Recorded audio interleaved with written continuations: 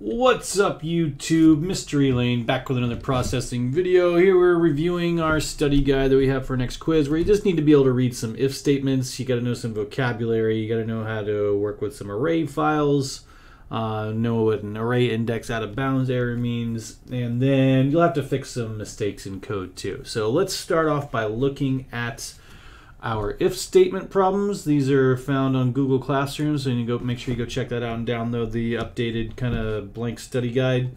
Got a few updates to it, including some of these problems here. So I've got some sample code, and I'm going to give you some initial conditions that I want you to use to determine which of these if statements are going to run.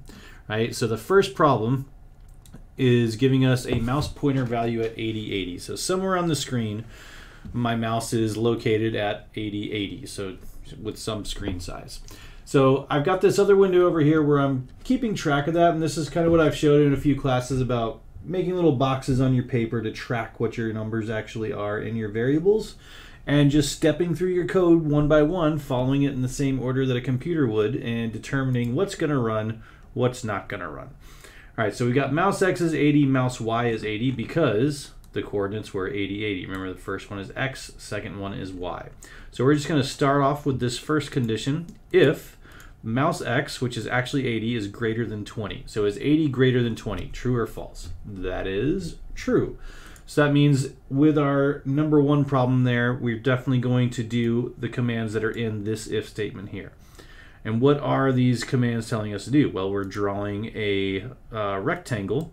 It's going to have a fill color of blue. The top left coordinates of the rectangle are going to be 50, 50. That rectangle is going to be 30 pixels wide, and it's going to be 90 centimeters tall. So I am expecting you to know what the parameters are for both the rectangle function and for the ellipse function as well. All right, so this one is a big check. So let's see, what can we do to say that this one's going to run? Let's go ahead and highlight this in green. Oh my gosh, my font size is so ginormous here. So that one is definitely going to run. We will highlight that in yellow because that's going to be good this time. Mouse X greater than 80. Is 80 greater than 80? Well, no, they're the same. So the answer to that is false. So this one will not run. So to show that it's not going to run, I'm going to highlight it in kind of a dark gray. Those are not going to happen. So we don't have to worry about that one. This next one is a compound condition here. I've got the and symbol in the middle. So with the and symbol, in order for this entire condition to be evaluated as true, both of the smaller conditions on either side of the and have to be true. So I start off with mouse X. 80 is greater than 80, true or false, or 80 is greater than 90, true or false? That is, of course, false. 80 is less than 90.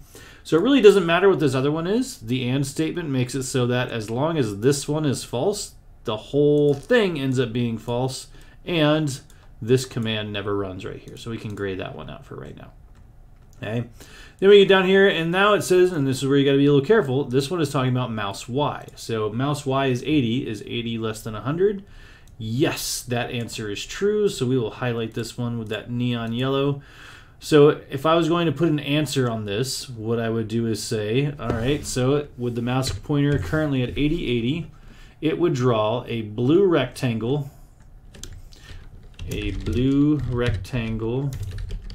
with the top left at 50, 50. Now somebody asked in one of my classes today, what if we just said it will draw a blue rectangle at 50, 50? Well, yeah, that's right, but it's not as good as this answer, which indicates that you understand that it's going to be the top left of the rectangle that's located at 50, 50. Okay? That becomes important for understanding where things get drawn on the screen, because you have to know where you're starting from with the drawing. This comes up a lot in the Catch the Apple program with trying to understand all the math behind some of the if statements there. All right, and then I would probably also say that the other one that's true is this mouse Y command. So it's going to be a red, and this one is a circle, not just an ellipse, because I know it's a circle because of these two numbers being the same. This is the width and the height. And that circle is going to be located at 20, comma, height divided by 2. And we don't really know what height divided by 2 is. We haven't been told what the height of the screen is, but we can still do that math. on any window size. So a red circle with the center at 20 comma height divided by 2. And I would put that in little, I should put those into the little coordinate parentheses there. Just show that I'm talking about x's and y's. All right, so now problem number 2 is saying that my mouse pointer is currently at 90 and 110. So I should update my boxes. If I was writing this on paper, I would erase this numbers. Now I've got 2 different values here for mouse X and mouse Y. I've got 90 and 110. So I'm gonna reset here all the highlighting. I'm gonna take away all the highlighting off of this stuff. It's gonna have no highlighting whatsoever. And we're gonna just do the same thing all over again. Is 90 greater than 20? Yes, that one is true. Is 90 greater than 80? Yes, that one is true. Is 90 greater than 90? No, this one does not happen. So we can gray that one out. Is mouse Y, which is 110, less than 100? Absolutely not. That one will not run. So for this answer, similar to the one before, now I got to understand what's going on here. So the same as the first problem, it's got the blue rectangle. So I can just type the same thing I typed for number 1, a blue rectangle with the top left at 50, 50. And then it's also going to draw an ellipse with the center at 90, 45, and that ellipse is going to be colored red. So we can say a red, actually it's a circle, right? Because the dimensions are the same. Yeah, it's a circle, 40 by 40. And we would say a red circle with the center at, I keep forgetting the number, what is it? It is at 90, 45. Bloop. Should probably put those in the parentheses too. Okay. Now the mouse pointer is at 35 and 50. So let's change these numbers. 35. This one is now 50. All right. So we unhighlight them. That's because they're all gonna be considered now. Mouse X is 35 greater than 20. Yep. That one's still, we still got the blue rectangle. Mouse X greater than 80. Nope. That is false. Mouse X greater than 90. Nope, that is false. And mouse Y greater than 100. Nope, also false. So the answer to that one would be just the blue rectangle at 50, 50. A blue rectangle at 50, 50. There we go. All right, unhighlight. Let's get rid of the highlighting. Boom. And now on to the next condition. 110 and 80. 110 and 80. Now let's see what's going on with these. All right, so mouse X greater than 20. 110. Yes, that is definitely, man, this one's just happening all the time. Mouse X greater than 80. Yes, we are in business here. That is true. Mouse X, is it greater than 90? Yes. Is it also less than 120? Yes. So both of those are true. The entire condition is true. The whole statement runs. Mouse Y less than 100? Yes. So man, all 4 of these things are going to happen. All right, I would need to make sure I go through and say for each one, I'm not going to type the rest of them out. I'm just going to kind of step through them with you. But I need to say a blue rectangle at 50, 50, top left. A red ellipse with, or actually technically a circle with the center at 90, 45. A green rectangle with the center at 0, width divided by 2. So somewhere in the middle of the screen, starting at the top of the screen, we're going to get that green rectangle. It's actually going to be a square because both the dimensions are the same height and width. That makes the rectangle a square. And then the last one, as before, the red ellipse with the coordinates of 20, height divided by 2. All right. So, oh, you know what? This whole width divided by 2 thing, that's, really should have done height divided by 2. Yeah, oh well, it doesn't really matter. Not for this purpose anyways, because what we're focusing on is just evaluating the conditions. But I didn't catch my little typo there. I might as well change it so that I don't make that same mistake again. But obviously if I'm using a y variable and I want it to be in the middle of that y variable I need to use the height command, the height variable, not the width variable.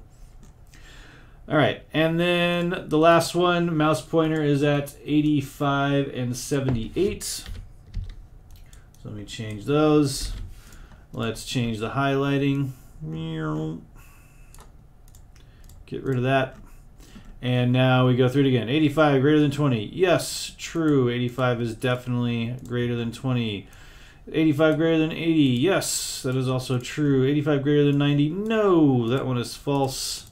So I don't even bother with the second one because one falsity makes the entire thing falsified.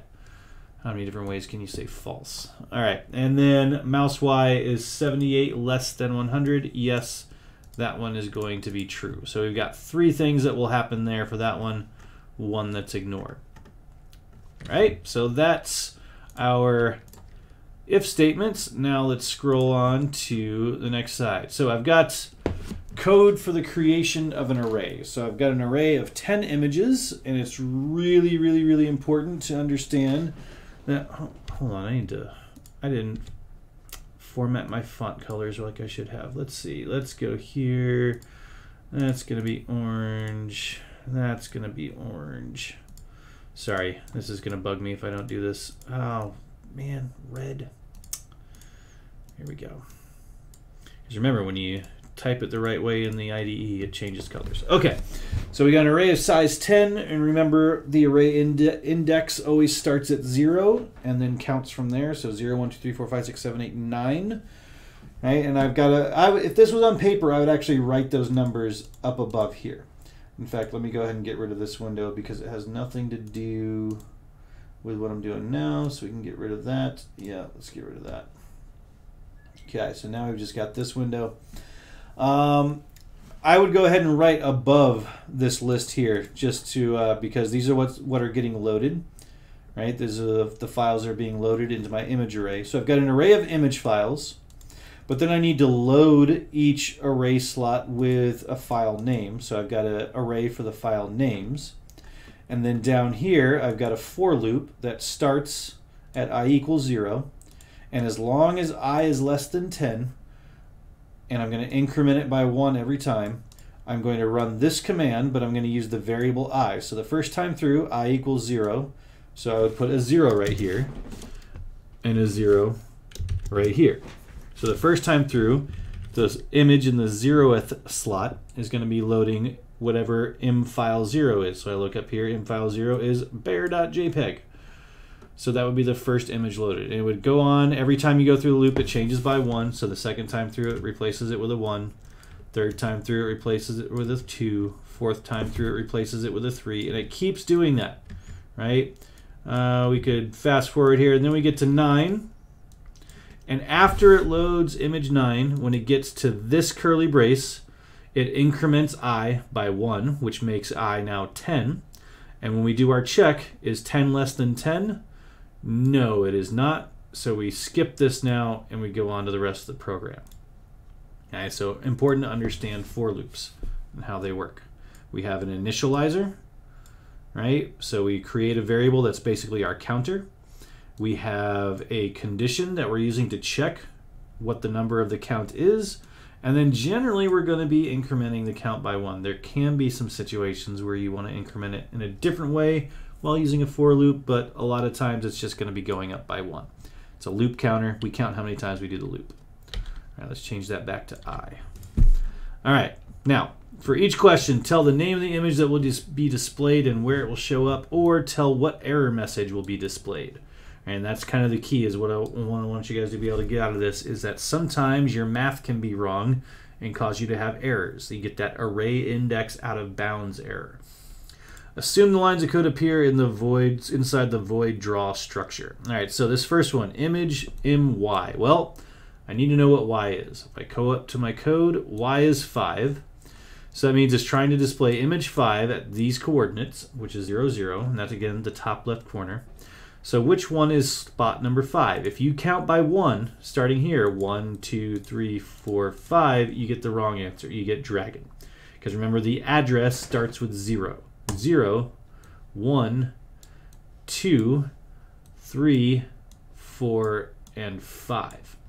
right? So the fifth image in, or the, sorry, not the fifth image, the sixth image, which is in the fifth slot, or index 5, would be horse.jpg. So I would come down here and I would say it would draw, whoops, just got to spell wood correctly. It would draw horse.jpg with the top left of the image at 0, 0. Then I come down to image Z. Okay, so image is trying to load MZ. So I look what Z is. Z is 2. So I look for index number 2. 0 is bear. 1 is dog. 2 is cats are evil.jpg. So I come down here and I'd say it would draw cats are evil.jpg with the top left at 500, 200. Okay, and of course I'll get all kinds of hateful comments because I wrote cats are evil, and that's the internet, and the internet loves cats. So we'll wait for that one to come out of the woodwork. Okay, and mx is 10. So my array size is 10, right? So if I come back up here to my array, 0, 1, 2, 3, 4, 5, 6, 7, 8, 9. There is no 10. So when I try to load image 10, I'm going to get that famous error message, array index out of bounds. And it's generally going to show up in like dark red. Where's the highlight color? Yeah, it's going to be highlighted in like a dark red, and it's going to be like bold white letters, and it's going to scream at you, and it's going to actually give you a number, right? The actual error message will give you a number. It'll say like 10, right? Because that's the number you were trying to send. It's like the math can get complicated sometimes, so the IDE is trying to help you out. It's trying to say, here's the number you were trying to use for this array, 10, and it doesn't actually work because there is no 10. I can't do anything. We can't run the program. So your program doesn't compile, it doesn't run, and you got to go figure out what you did wrong. Right? The same thing is going to happen if I try to do some math in here, like z times y. Right? Z times y is 5 times 2, which is also 10. So the exact same thing happens for trying to display this image. Oops, no, I don't want to show the code. All right, wrong button. Okay. There we go. Array index out of bounds because 10 is too high. It won't work there. The next one, image Z, that one should work. Image Z is going to look for index number 2 again. So bear, dog, cats are evil once more. But this time, there's something interesting that I want you to be able to notice about this command. Okay? So while it would display cats are evil, look at the coordinates of the top left corner of the picture, 800, 800. If you look at your screen size, 800, 800, then there's no way that you're going to actually see the image on your screen. Your program will load, it'll compile, it'll run, and you'll just get a big gray screen. If that's the only thing you're doing in the program, you'll just get a big gray screen, and you're going to raise your hand and you're going to ask me, Mr. Lean, what's going on? I don't know what's wrong. And your program works fine. Remember, programs do exactly what you tell them to do. So if you display it with the coordinates of the top left at 800, 800, that's exactly what it does. It has just drawn your image off of your Windows screen somewhere in the memory of the computer. I don't know exactly how that works, but somewhere in the RAM, that image is loaded and taking up space as if it's displayed on the screen, but it's not actually there. Okay? So other than those two kinds of examples, right? So you'll need to be able to answer questions about arrays in that fashion. You'll need to be able to tell me which if statements are going to run. Other than that, it's just going back to those vocabulary words about operators, conditions, the things we went over in class. And if you can do all those things, you should be in pretty good shape. The last part is going to be a big section of code where you have to find all the mistakes. So a lot of you should be pretty good at that by now because you're making a lot of mistakes when you try to type the code and you're always raising your hand like, it won't run, where's it go? And then like you're getting better at helping each other out. You're like, oh, you're missing a semicolon there.